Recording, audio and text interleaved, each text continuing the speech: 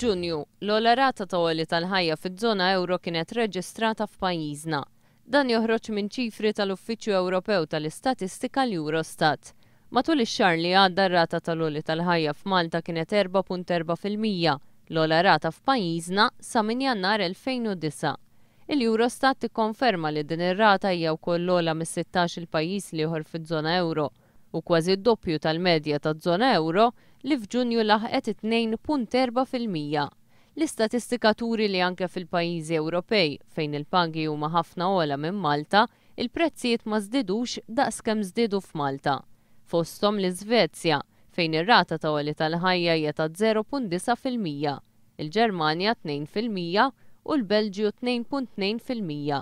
Iċ-ċifri juru li żieda fil-prezzijiet ta' pajjiżna saret fl-iktar prodotti u servizzi essenzjali, fosthom fl-ikel fejn fuq temp ta' sena il-prezzijiet għolew id-doppju f'Malta minn kemm għolew fiż-żona euro.